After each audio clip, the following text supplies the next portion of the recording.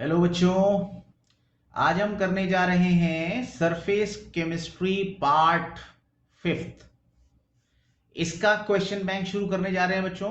This is the last part of surface chemistry. Now let us start the reasoning questions once again. 26th question बच्चों last video में हमने discuss किया और आज हम discuss करेंगे फ्रॉम द क्वेश्चन नंबर 27। तो क्वेश्चन नंबर 27 क्या कहता है बच्चों?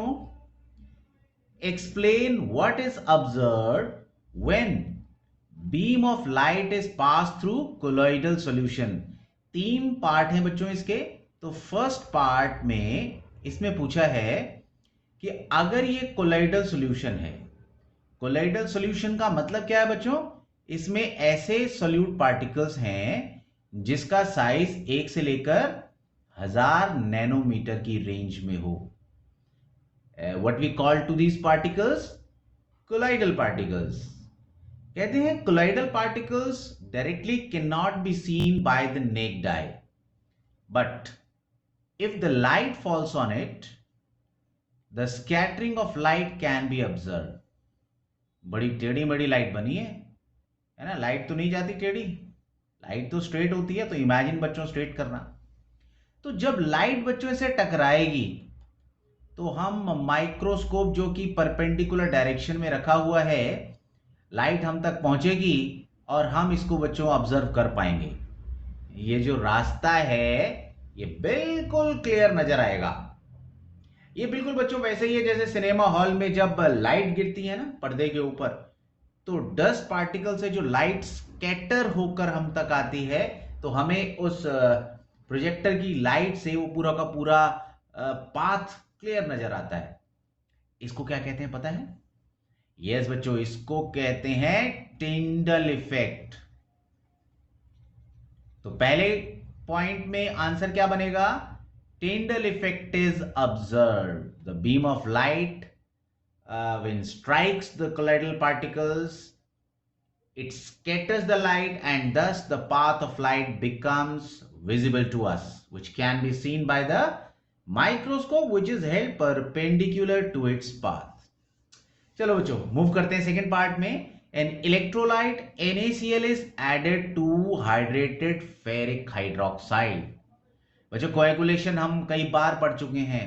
जैसे कोलाइडल सॉल्यूशन है हमारा positively charged, and now if we want to coagulate it, what we do, we add electrolyte in it। और इसमें भी तो यही पूछा है कि अगर ऐसे सॉल्यूशन में हमने क्या किया, इलेक्ट्रोलाइट डाल दिया NaCl। अब बच्चों यहां मैंने कहा ये पॉजिटिवली चार्ज कोलॉइड है, तो कौन सा चार्ज रिस्पॉन्सिबल होगा कोएगुलेशन के लिए? Negative ion. तो ये नेगेटिव क्लोराइड आयन इससे चिपकेगा, इसके चार्ज को न्यूट्रल कर देगा और इस तरीके से बच्चों फेरिक हाइड्रोक्साइड के कोलॉइडल पार्टिकल्स आपस में चिपक जाएंगे और क्या हो जाएगा? Yes, coagulation will take place. तो सेकंड का आंसर लिखोगे बच्चों कोएगुलेशन। नाउ थर्ड वन क्या है बच्चों? थर्ड वन, दूर की आंख तो ठीक है बच्चों मेरी। Electric current is pass through colloidal solution. Colloidal solution में अगर इलेक्ट्रिक करंट पास करें तो क्या होगा? यस, किसी ने आंसर दिया बच्चों मन मन में? शाउट किया किसी ने? नहीं किया होगा। लाइव में तो शाउट करते ही नहीं हो, तो कहां रिकॉर्डिंग में शाउट करोगे? चलो कोई बात नहीं। इलेक्ट्रिक करंट को जब हम पास करते हैं तो क्या होता है बच्चों? ये बनाई थी हमने एक यू ट्यूब और इसमें लगाए थे 2 इलेक्ट्रोड, और ये इलेक्ट्रोड लगाए और इसमें हमने ये बैटरी लगा दी। तो कोलॉइडल पार्टिकल्स या तो पॉजिटिवली चार्ज होंगे या नेगेटिवली चार्ज होंगे। अगर पॉजिटिव है तो कहां मूव करना शुरू कर देंगे? नेगेटिव इलेक्ट्रोड की तरफ। और अगर नेगेटिव है तो कहां मूव करेंगे? पॉजिटिव की तरफ। तो जैसे ही हमने बैटरी लगाई यानी करंट पास किया, तो कोलॉइडल पार्टिकल्स मूव होना शुरू हो जाते हैं towards the oppositely charged electrode. ठीक है बच्चों, ये फिनोमिना का नाम क्या है? This phenomena is called as electrophoresis. ये मुझ तक बच्चों इलेक्ट्रोफोरेसिस तो नहीं आया? नहीं आया, ऑलमोस्ट, बहुत कम डिस्टेंस है। अब बच्चों ये इलेक्ट्रोफोरेसिस इसके अंदर होगा, और इसके बाद भी कहीं एक चीज और होती है, कोएगुलेशन। प्लस वाला माइनस इलेक्ट्रोड पर जाएगा, चार्ज न्यूट्रल करेगा और सेट कर जाएगा। मगर फिलहाल we are studying the movement of colloidal particle, that is called as electrophoresis. You can note the answer in the simple way. The first answer is written as Tyndall effect. क्या था बच्चों? Scattering of light, जिससे कि path of the light becomes visible. Coagulation किसका answer है? जब positive colloidal sol में हमने इलेक्ट्रोलाइट डाला तो negative ion will neutralize its charge and coagulation occurs. And the electrophoresis is the answer of colloidal particles positively charged हैं, तो electric current pass करेंगे तो नेगेटिव प्लेट की तरफ जाना शुरू कर देंगे, और अगर नेगेटिव है तो पॉजिटिव की तरफ जाना शुरू कर देंगे, यानी electrophoresis phenomena will occur. Next, what happens when dialysis is prolonged? Dialysis क्या था बच्चों? डायलिसिस था प्यूरिफिकेशन ऑफ कोलॉइडल सोल। जो स्मॉल पार्टिकल्स हैं या स्मॉल आयंस हैं उनको हमने साफ किया था डायलिसिस से। रनिंग वाटर के अंदर रखा था, ये बनाया था बच्चों ऐसे बीकर, रनिंग वाटर में हमने लटका दिया बैग, और जब ये रनिंग वाटर इसको हिट करता है तो इसके अंदर से जो छोटे पार्टिकल्स हैं वो बाहर निकल जाते हैं, छोटे पार्टिकल्स आयंस बाहर निकल जाते हैं। अब बच्चों कोलॉइडल पार्टिकल जो था उस पे चार्ज का कारण भी तो कुछ आयन का एड्सॉर्प्शन था। The ions which got absorb on the surface imparts charge to it. It means small quantity of ions are required so that they can get charge. और अगर आपने प्रोलॉन्ग डायलिसिस कर दिया, इतनी सफाई कर दी, इतनी सफाई कर दी, इस बेचारे के ये जो आयन सरफेस पर चिपके हुए थे ये भी साफ हो गए। और बच्चों जब जो कॉमन जो आयन चिपके हुए थे जिनकी वजह से चार्ज था, जब न रहेगा एड्सॉर्ब चार्ज तो बच्चों कोलॉइडल पार्टिकल्स भी लूज कर देगा चार्ज और हो जाएगा न्यूट्रल, और आपस में जब ये कोलिस करेंगे तो फिर से हो जाएगा कोएगुलेशन। तो प्रोलॉन्ग्ड इलेक्ट्रोलिसिस में भी बच्चों कोएगुलेशन हो जाता है। Now how you right the answer? This way, coagulation takes place. This is due to the removal of traces of electrolyte which stabilize colloid.